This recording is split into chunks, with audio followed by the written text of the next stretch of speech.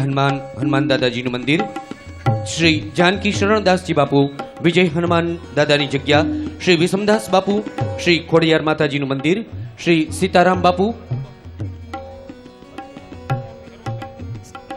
माननीय श्री वल्कू बापू, गीताबेन रामणीय અને સર્વ સંતો મહંતો માનનીય મુખ્યમંત્રી શ્રીનું સ્વાગત, અભિવાદન અને શુભાશીષ પાઠવશે.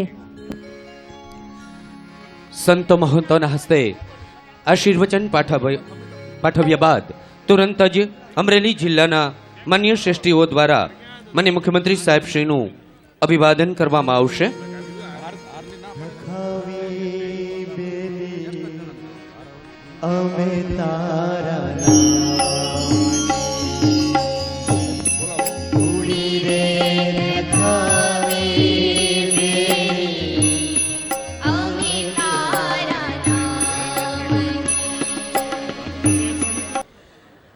વિશ્વના અનેક દેશો અને દેશના બીજા રાજ્યોએ આશ્ચર્યચકિત થઈ અને આ સદભાવના શું છે એના માટે વિચાર કરતા થયા છે. આવા કાર્યક્રમમાં ઉપસ્થિત આપણા રાજ્યના મુખ્યમંત્રી આદરણીય શ્રી નરેન્દ્રભાઈ મોદીજી, આપણા રાષ્ટ્રીય ઉપાધ્યક્ષ આદરણીય શ્રી રૂપાલાજી, ભારતીય जनता પાર્ટીના પ્રાંતના અધ્યક્ષ આદરણીય ભાઈ શ્રી આરસીભાઈ, આ વિસ્તારના મંત્રી આદરણીય શ્રીભાઈ દિલીપભાઈ, મંત્રી શ્રી વજુભાઈ, અન્ય ઉપસ્થિત મંચાસીન વિધાનસભાના સૌ આભાર માનની સાહેબ શ્રી આપનો. સદભાવના મિશનને અનેક ધર્મના સંતો મહંતોના સતત આશીર્વાદ મળતા રહ્યા છે. અહીંયા ઉપસ્થિત અનેક સંતો ઘણું બધું કહી શકે તેમ છે, પરંતુ સર્વવતી વિનંતી કરીશ પૂજ્ય શ્રી વલ્કુ બાપુને દાન મહારાજની પવિત્ર ધરતીના પૂજ્ય મહંત શ્રી વલ્કુ બાપુ આશીર્વચન પાઠવશે.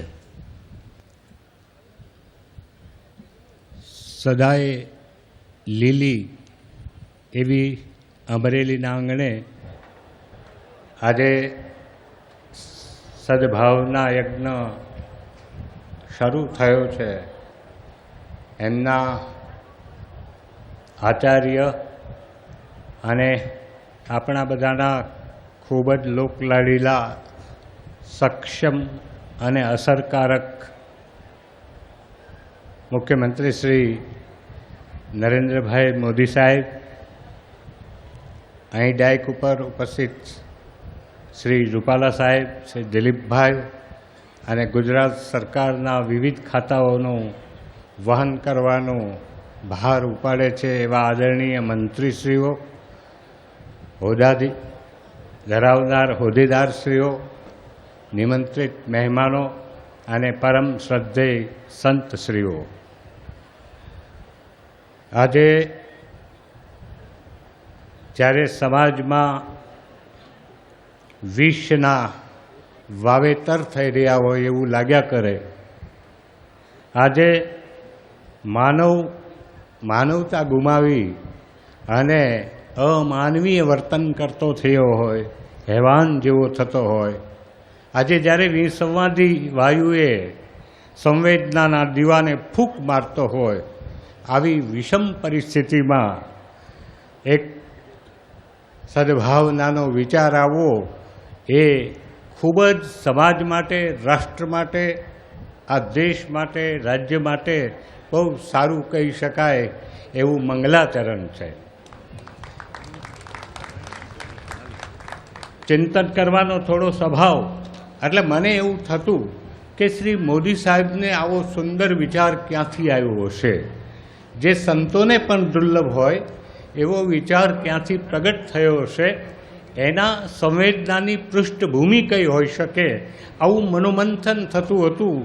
એમાં મને રૂપાલા સાહેબની વાત એક યાદ આવી ગઈ, એ કીધા વગર રહી શકતો નથી કે 26મી જાન્યુઆરીનું જ્યારે રાષ્ટ્રીય પર્વ હોય અને નાના નાના બાળકો હાથમાં ધ્વજદંડ લઈ અને નારા પુકારતા જ્યારે પ્રભાત ફેરીમાં નીકળ્યા અને એ વખતે કારમાં ભૂકંપે બધા જ નાના બાળકોને ધરતીમાં સમાવી દીધા.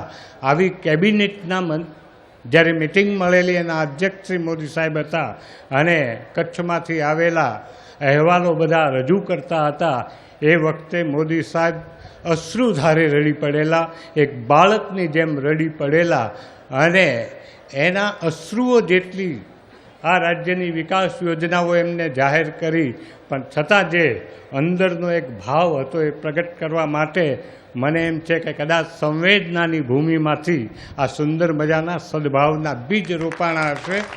એ જ નદીમાંથી જ્યારે વહન થઈ શકે સહસ્ત્રધારાનું, કે જ્યાં સંવેદનાની ભૂમિ હોય, ત્યારે હું અને આ સંતો બધા સંવેદનાની ભૂમિના સારા એવા જાણકાર હોય ત્યારે એવું લાગ્યા કરે આ બહુ મોટી વસ્તુ છે અને એનું ફૂલ આજે વિવિધ જિલ્લાઓની જેમ આજે અમરેલીમાં પણ ખીલેલું છે. ત્યારે ખૂબ ખૂબ આનંદ અનુભવું છું અને ખાસ તો અમારા શાસ્ત્રોમાં એક બહુ ટૂંકો પરિચય આપ્યો છે કે જ્યારે વિચારોનું મંથન થાય ને એમાંથી સંવેદનાની વાટ નીકળતી હોય છે અને એ વાટને જ્યારે સાધના દ્વારા અને કોઈ પણ સદભાવના દ્વારા જ્યારે એને પ્રગટાવવામાં આવે ને ત્યારે સમાજમાં સદભાવ પ્રગટ થતો હોય છે. સદભાવ છે ને એ સતયુગનું બાણું કીધું છે. મને એમ લાગે છે કે જો આપણે બધા જોડાઈ સદભાવની અંદર અને અંતઃકરણથી જો સદભાવ રાખતા થાય તો જરૂર સતયુગ આવી શકે, એમાં કોઈ સવાલ નથી.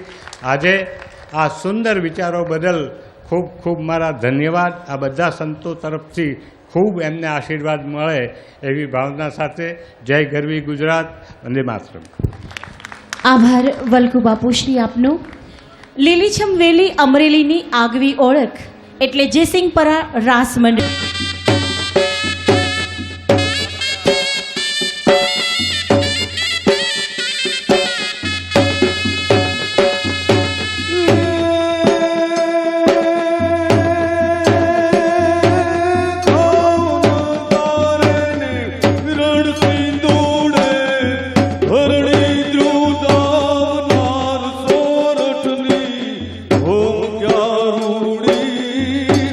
મારા